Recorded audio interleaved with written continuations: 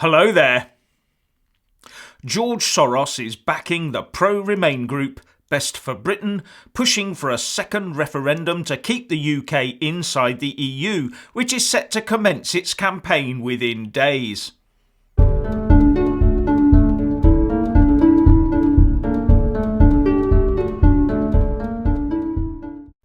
Billionaire George Soros, who has reportedly given hundreds of thousands of pounds to the anti-Brexit group Best for Britain, says the campaign group will be ready to launch its manifesto within days.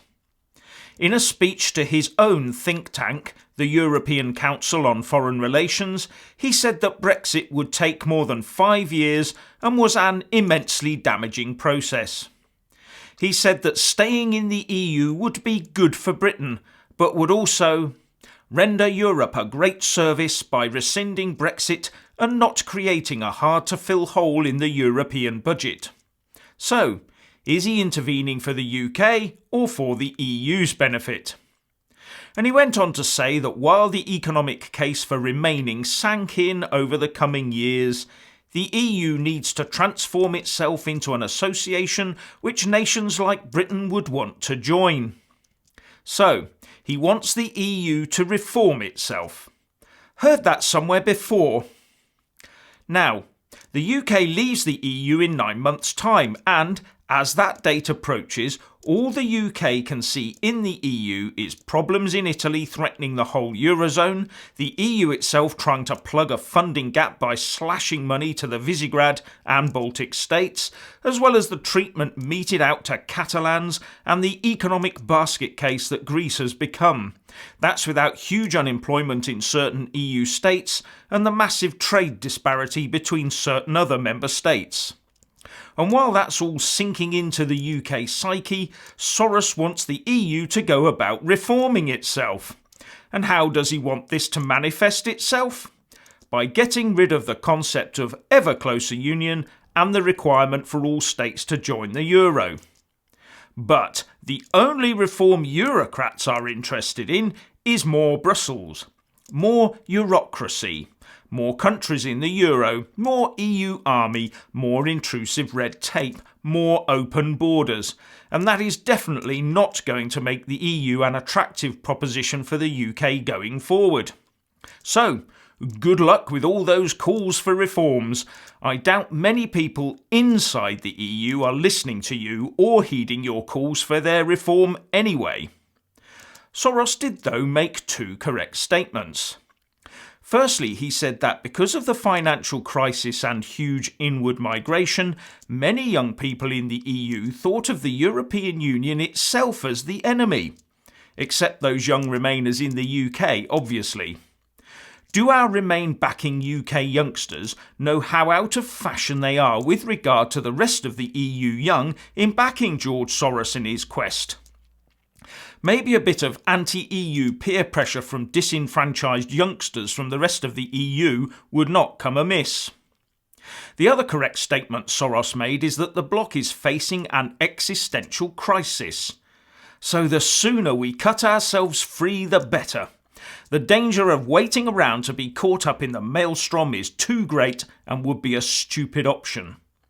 And isn't it funny how Remainers keep trotting out lies about Russian funding of Leave-supporting organisations, but then celebrate Hungarian-born US citizen George Soros giving money hand over fist to their Remain side? Wonder if they realise how hypocritical that is. Never mind. Now, has our PM Theresa May started to grow a spine?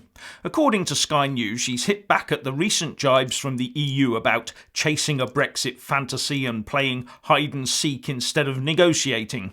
Apparently, the PM has told the EU to ditch its sound bites and negative anonymous briefings and instead start to approach the talks with the interests of citizens at heart by focusing on constructive talks inside and outside the negotiating rooms. What I want to see is talk of fast-tracking our own UK authorities to replace anything the EU used to control for us, redoubling our no-deal Brexit efforts, and not giving the EU a single penny, let alone the £39 billion as a so-called Brexit divorce bill. Now to the city. Professor David Blake of Economists for Free Trade and Professor of Economics at the Cass Business School has put forward a paper called Brexit and the City, where he makes the case for the City of London to go it alone as a world financial centre. Compared to all the other available models of operation, Professor Blake says that the World Financial Centre model would allow us to continue trading financial services with the EU while forming alliances with other major financial markets in Switzerland, Hong Kong and Singapore.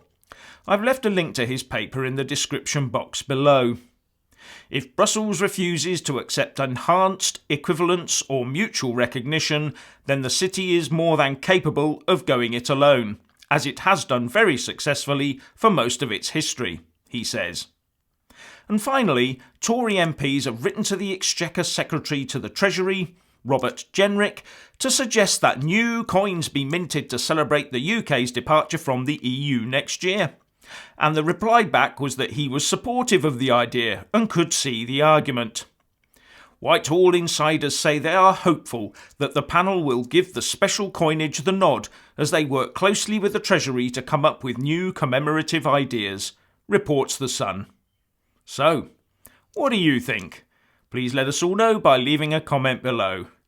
Thank you for watching. Please do like and share this video. And also subscribe to my channel.